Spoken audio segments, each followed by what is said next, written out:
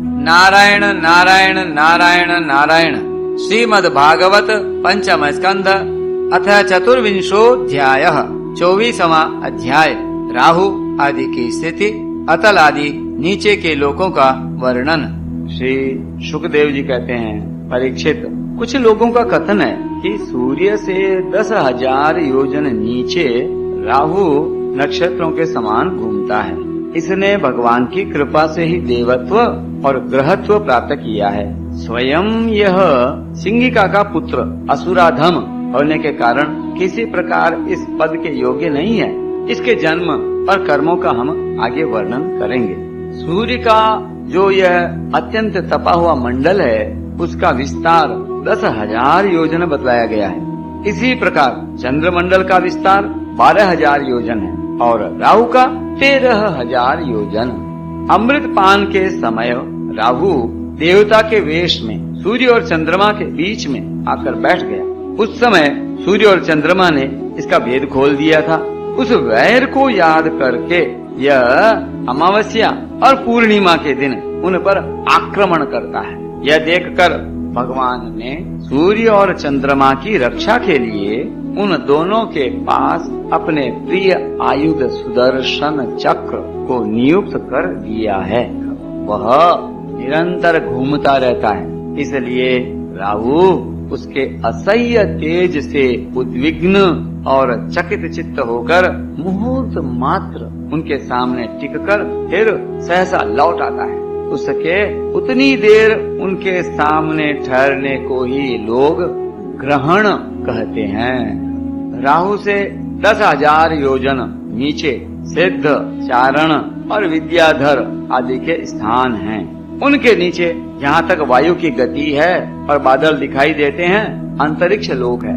यह यक्ष, राक्षस, पिशाच, प्रेत और भूतों का विहार स्थल है। उससे नीचे 100 योजन की दूरी पर यह पृथ्वी है। ये जहाँ तक हंस, गिद्ध, बाज और गरुड़ आदि प्रधान प्रधान पक्षी उड़ सकते हैं, वहीं तक इसकी सीमा है। पृथ्वी के विस्तार और स्थिति आदि का वर्णन तो हो ही चुका है। इसके भी नीचे अतल, वितल, सुतल, तलातल, महातल, रसातल और पाताल नाम के 7 भूविवर भूगर्भ स्थित बिल या लोक हैं। ये एक के नीचे एक 10,000 योजन की दूरी पर स्थित हैं और इनमें से प्रत्येक की लंबाई चौड़ाई भी 10,000 योजन ही है। ये भूमि के बिल भी एक प्रकार के स्वर्ग ही हैं। इनमें स्वर्ग से भी अधिक विषय भोग, ऐश्वर्य, आनंद, संतान सुख और धन संपत्ति है। यहाँ के वैभवपूर्ण भवन, उद्यान और क्रीड़ा स्थलों में दैत्य, दानव और नाग तरह तरह की मायामयी क्रीड़ाएं करते हुए निवास करते हैं। वे सब गार्हस्थ्य धर्म का पालन करने वाले हैं। उनके स्त्री, पुत्र, बंधु, बांधव और सेवक लोग उनसे बड़ा प्रेम रखते हैं और सदा प्रसन्न चित्त रहते हैं। उनके भोगों में बाधा डालने की इंद्र आदि में भी सामर्थ्य नहीं है।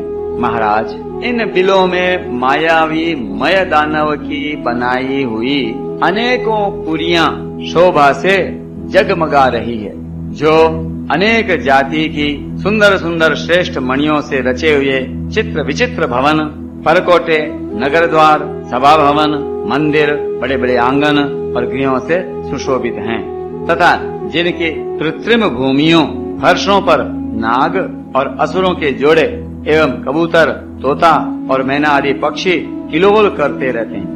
ऐसे पातालाधिपतियों के भव्य भवन उन पुरियों की शोभा बढ़ाते हैं। वहाँ के बगीचे भी अपनी शोभा से देवलोक के उद्यानों की शोभा को मात करते हैं। उनमें अनेकों वृक्ष हैं, जिनकी सुंदर डालियां फल फूलों के गुच्छों और कोमल कोंपलों के भार से झुकी रहती हैं तथा जिन्हें तरह तरह की लताओं ने अपने अंग पाश से बांध रखा है। वहाँ जो निर्मल जल से भरे हुए अनेकों जलाशय हैं, उनमें विविध विहंगों के जोड़े विलास करते रहते हैं। इन वृक्षों और जलाशयों की सुषमा से वे उद्यान बड़ी शोभा पा रहे हैं। उन जलाशयों में रहने वाली मछलियाँ जब खिलवाड़ करती हुई उछलती हैं, तब उनका जल हिल उठता है। साथ ही जल के ऊपर उगे हुए कमल, कुमुद, कुवलय, कहलार, नीलकमल, लाल कमल और शतपत्र कमल आदि के समुदाय भी हिलने लगते हैं। इन कमलों के वनों में रहने वाले पक्षी अविराम क्रीड़ा कौतुक करते हुए भांति भांति की बड़ी मीठी बोली बोलते रहते हैं, जिसे सुनकर मन और इंद्रियों को बड़ा ही आह्लाद होता है। उस समय समस्त इंद्रियों में उत्सव सा छा जाता है। वहाँ सूर्य का प्रकाश नहीं जाता, इसलिए दिन रात आदि काल विभाग का भी कोई खटका नहीं देखा जाता। वहाँ के संपूर्ण अंधकार को बड़े बड़े नागों के मस्तकों की मणियां ही दूर करती हैं। इन लोकों के निवासी जन औषधि, रस, रसायन, अन्न, पान और स्नान आदि का सेवन करते हैं। वे सभी पदार्थ दिव्य होते हैं। इन दिव्य वस्तुओं के सेवन से उन्हें मानसिक या शारीरिक रोग नहीं होते तथा झुर्रियां पड़ जाना, बाल पक जाना, बूढ़ापा आ जाना, देह का कांतिहीन हो जाना, शरीर में से दुर्गंधे आना, पसीना चूना, थकावट अथवा शिथिलता आना तथा आयु के साथ शरीर की अवस्थाओं का बदलना, ये कोई विकार नहीं होते। वे सदा सुंदर, स्वस्थ, जवान और शक्ति संपन्न रहते हैं। उन पुण्य पुरुषों की भगवान के तेज रूप सुदर्शन चक्र के सिवा और किसी साधन से मृत्यु नहीं हो सकती। सुदर्शन चक्र के तो आते ही भय के कारण असुर रमणियों का गर्भस्राव और गर्भपात हो जाता है।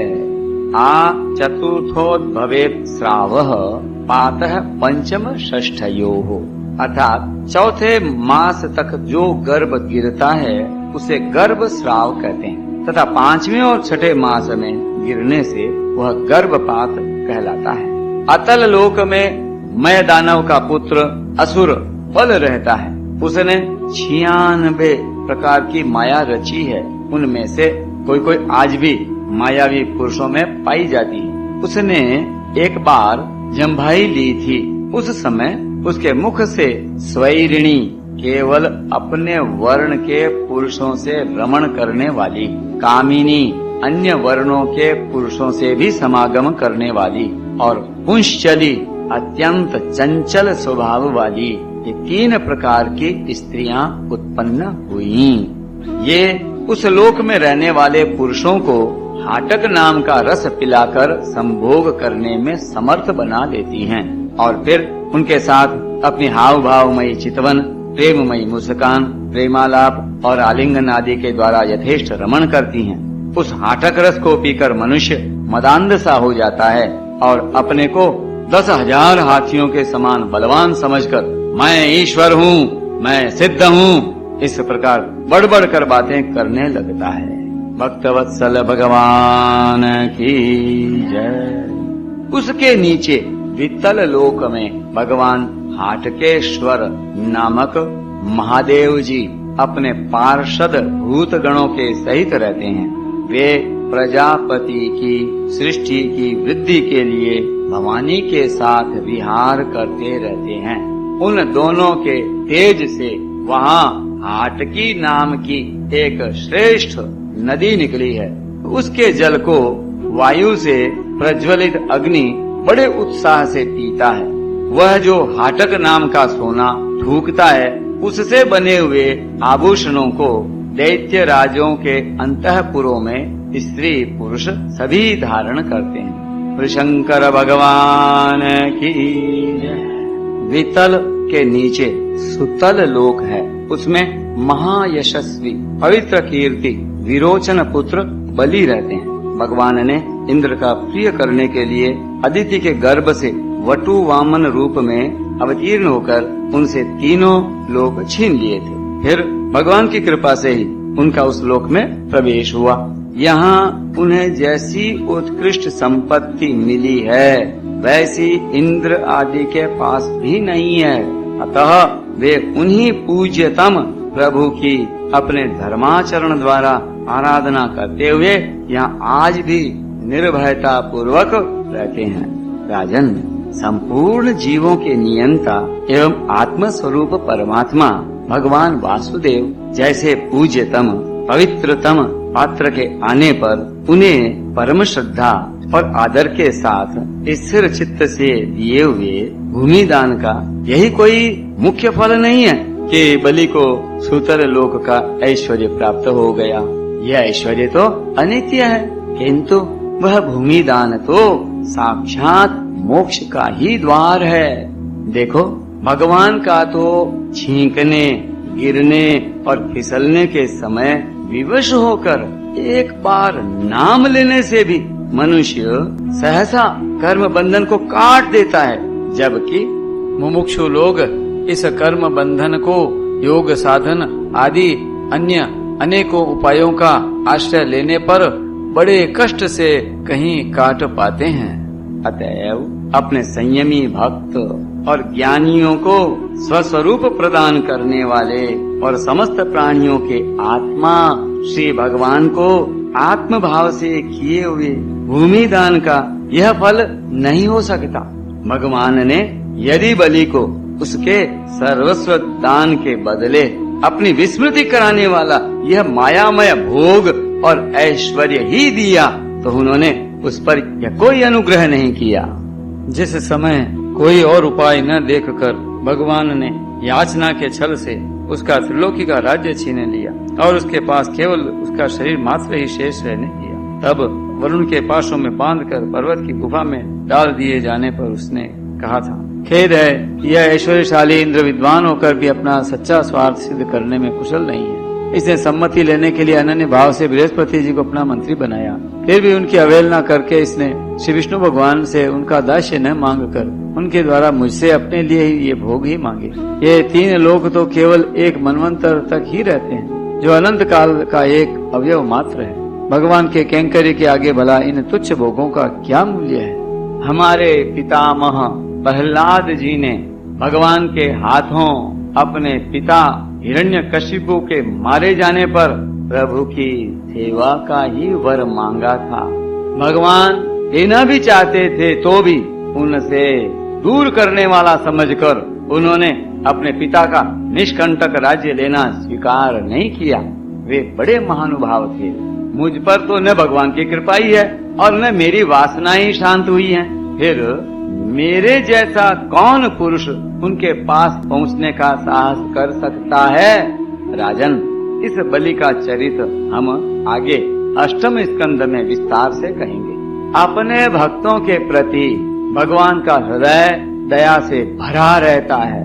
इसी से अखिल जगत के परम पूजनीय गुरु भगवान नारायण हाथ में गदा लिए सुतल लोक में राजा बलि के द्वार पर सदा उपस्थित रहते हैं।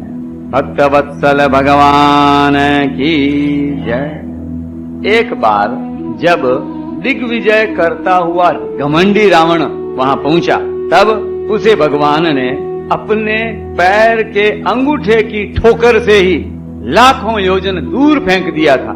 जब सुतल लोक से नीचे तलातल है, वहाँ त्रिपुराधिपति दानवराज मय रहता है। पहले तीनों लोकों को शांति प्रदान करने के लिए भगवान शंकर ने उसके तीनों पुर भस्म कर दिए थे। फिर उन्हीं की कृपा से उसे यह स्थान मिला। वह मायावियों का परम गुरु है और महादेव जी के द्वारा सुरक्षित है, इसलिए उसे सुदर्शन चक्र से भी कोई भय नहीं है। वहाँ के निवासी उसका बहुत आदर करते हैं। उसके नीचे महातल में कद्रु से उत्पन्न हुए अनेक सिरों वाले सर्पों का क्रोधवश नामक एक समुदाय रहता है। उनमें कुहक, तक्षक, कालीय और सुषेण आदि प्रधान हैं। उनके बड़े बड़े फन हैं। वे सदा भगवान के वाहन पक्षीराज गरुड़ जी से डरते रहते हैं, तो भी कभी कभी अपने स्त्री, पुत्र, मित्र और कुटुंब के संग से प्रमत्त होकर विहार करने लगते हैं। उसके नीचे रसातल में पणि नाम के दैत्य और दानव रहते हैं। ये निवात, कवच, कालेय और हिरण्यपुरवासी भी कहलाते हैं। इनका देवताओं से विरोध है। ये जन्म से ही बड़े बलवान और महान साहसी होते हैं, किंतु जिनका प्रभाव संपूर्ण लोकों में फैला हुआ है, उन श्री हरि के तेज से बलाभिमान चूर्ण हो जाने के कारण ये सर्पों के समान लुक छिपकर रहते हैं तथा इंद्र की दूती शर्मा के कहे हुए मंत्र वर्ण रूप वाक्य के कारण सर्वदा इंद्र से डरते रहते हैं। एक कथा आती है कि जब पणी नामक दैत्यों ने पृथ्वी को रसातल में छिपा लिया, तब इंद्र ने उसे ढूंढने के लिए शर्मा नाम की एक दूती को भेजा था। शर्मा से दैत्यों ने संधि करनी चाहिए, परंतु शर्मा ने संधि न करके इंद्र की स्तुति करते हुए कहा था, हता इंद्रेण पणयः शयध्वम। हे पणिगण, तुम इंद्र के हाथ से मरकर पृथ्वी पर सो जाओ।